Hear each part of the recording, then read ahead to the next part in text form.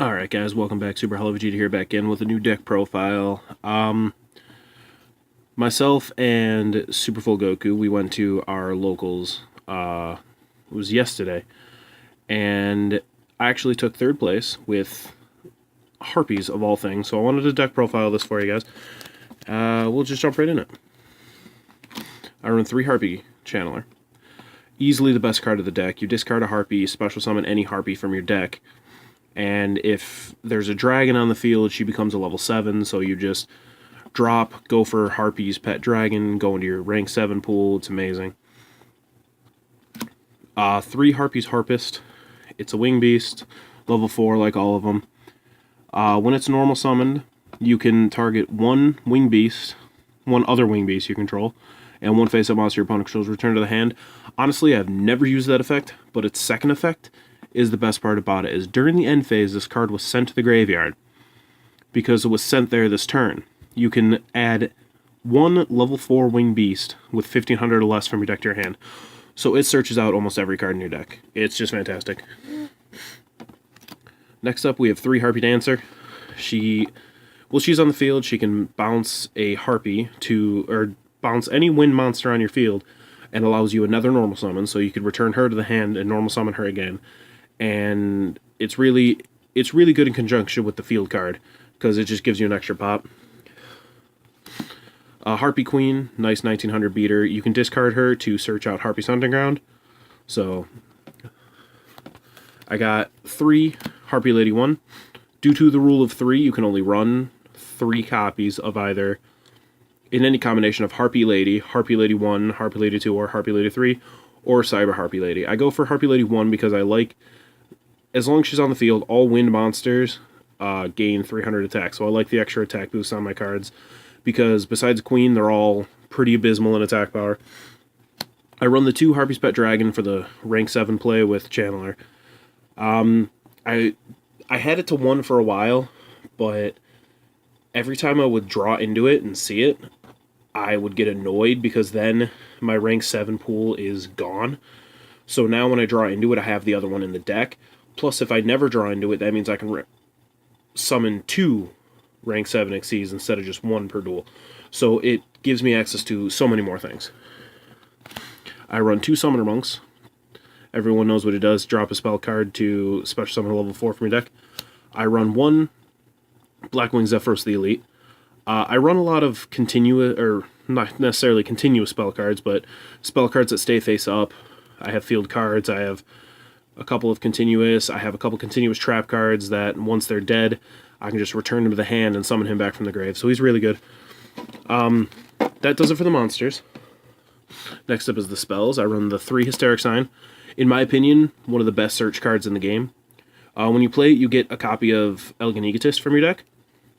But when its best effect is when it's sent from your hand or field to the graveyard. During the end phase, you can add 3 Harpies from your deck with different names. So it's an immediate +3. It's a fantastic card. 3 Harpie's Hunting Ground.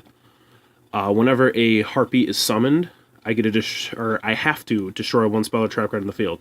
So it works well with a combo with a card later in my extra deck, but it lets me get rid of back row of my opponents. And it increases my wing beast by 200. So I run the 1 Divine Wind of the Mist Valley. This card works great with Dancer because every time a wind is returned to your hand once per turn, you get a special summon of 4 lower wind from your deck. So it just helps you match the field. I run 2 Elegant Egotists. It lets me summon a Harpie Lady from my deck, so I can only go for a Harpie Lady 1, but it's searchable with Hysteric Sign when it's activated, and it just helps me go into rank 4s easier, and worst case scenario, I can discard it or set it as bait, pop, whatever. I run 2 Pot of Dualities. I only run 2. I took it out for other things because I just needed extra power in this deck, so I run the 2 Twin Twisters.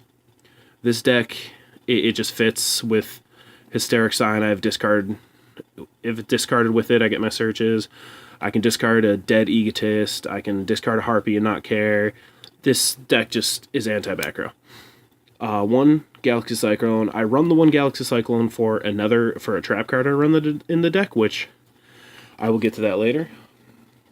But that does it for the spells.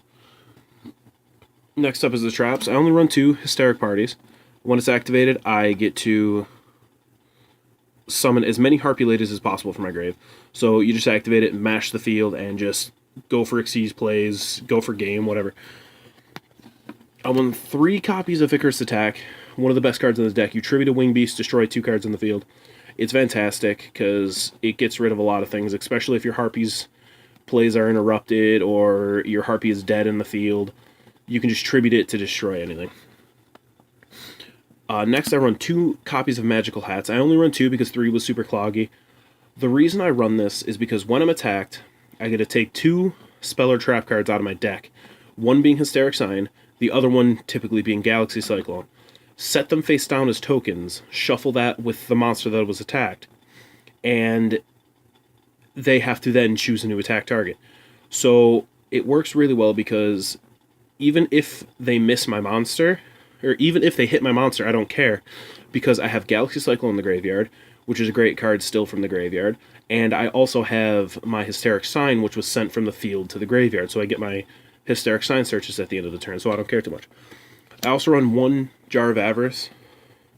I run this because with Hysteric Sign, I go through my deck way too fast. I wanted a way to get my cards back. I wanted a way to add a little extra draw here, but I never actually got the chance to activate this turn in the tournament. Every time I drew it, it was immediately always Twin Twistered or MST'd, but it was a phenomenal bait card, so that does it for the main deck. Now on to the extra deck. I run 3 Lightning Chidori's. One of my favorite Xyz monsters. It takes 2 level 4 wins. When it's Xyz summoned, I get to bounce a set card to the bottom of the deck. So that right there gets rid of problems. And I can detach material to target a face-up card and return to the top of the deck. So it can lock your opponent into drawing into the same things over and over again. I run 2 Harpie's Pet Phantasmal Dragon. A phenomenal card. It takes 3 wins. As long as it has materials, Harpie monsters cannot be targeted by attacks or with effects. And while she has materials, she can attack directly. And she's 2,000, so if I can get 2 of her on the board, you have 2 turns to live, you know? It's really good, but at the end of the turn, you have to discard, or you have to detach material. So it's really good for both stalling out your opponent and putting a lot of pressure on them. Next, I run the 1 Master Key Beetle. I summon him with the Summoner Monk and the Zephrys the Elite. It's actually a really good combo because I can use his effect to detach material, target my Harpie's Hunting Ground, which because I have to target, when Harpie's Hunting Ground is on the field, I have to target spell and trap cards to destroy every time I summon a Harpie. If I don't have any back row on my opponent's side of the field, Key Beetle can detach, target Harpie's Hunting Ground, so every time I summon a Harpie, if I need to, I can just target the Harpie's Hunting Ground, and Hunting Ground is not destroyed. So it's a good combo. I run 2 Castels. I run 2 because it fits in really well with this deck. I can rank 4, like it's my job, and it's also a Wing Beast, it's also a Wind, it fits with the deck perfectly. I run 1 Dark Rebellion Xyz Dragon. Great card, because this deck does not have much beater power, so if I need to get over big things, he's who I go for. I run the 1 Abyss Dweller, staple in a rank 4 pool. I run the 1 Gaga Cowboy, just in case. The 1 Dagusto Emerald. Again, goes back to that recycle, how fast I go through my deck. And that does it for the 4s. For the 7s, I run 1 Big Eye. 1 Flare Metal Dragon. This thing, it never won me games, but if I did not play it, I would never have gotten my opponents as low as I did. The deck is not fast enough to be able to do a lot of damage quickly. So before I get set up, if I could go first and have Channeler, I go for Flare Metal because my opponent's going to burn themselves for a lot of damage, which is always extremely helpful. And then my last extra deck is, of course, the Draco Sack. No need explaining there. That does it for the deck and the extra deck. Now, this was what I sided in for the deck. I sided in 1 Maxi. I've only sided it in once in the game. Once. And I never even saw it, so it didn't matter too much. I sided 2 Ghost Ogres. This card actually helped me, ironically, against full Goku. But besides that, it didn't see much play. I sided in 2 Gamseel the Sea Turtle Kaiju. Never ended up using it. There was never a deck I needed to. 1 Magical Springs. Just goes back into that more draw power. I sided it in against Pendulum decks to get draw power and more discard power to discard my Hysteric Sign. It helped enough. 1 Prohibition, because Prohibition is extremely good. I played 1 Dark Magician deck and I sided this in, and I played it, declared Dark Magician, and he was at a loss. He just couldn't play Yu-Gi-Oh! 1 Intercept Wave. It's when this is activated, it's quick play.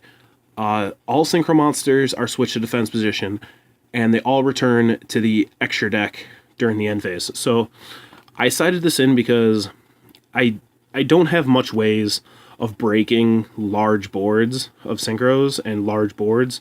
So this, I thought it was a good idea because I could get rid of massive Synchro plays. I never ended up facing a Synchro deck, but I suppose that's kind of irrelevant then. 1 Book of Moon, 1 Soul Charge. I sided in a Regeki because I don't have much room in my main deck for it, but just in case I needed to put it in my deck for an opponent, I actually never ended up putting it in my deck, ironically. 1 Soul Release, which target 5 cards, up to 5 cards in any player's graveyard, banish them. I thought it was a really good side deck option. Again, never ended up seeing play, though. 2 Imperial Iron Walls, never ended up seeing play. And aside the 1 Vanities, which I sided in almost every duel, so I might just main deck this in place of the Pot of Avarice. So that's the deck, guys. Let me know what you think in the comment section below. Like, comment, subscribe, the whole 9 yards, and I'll see you guys in the next video. Peace.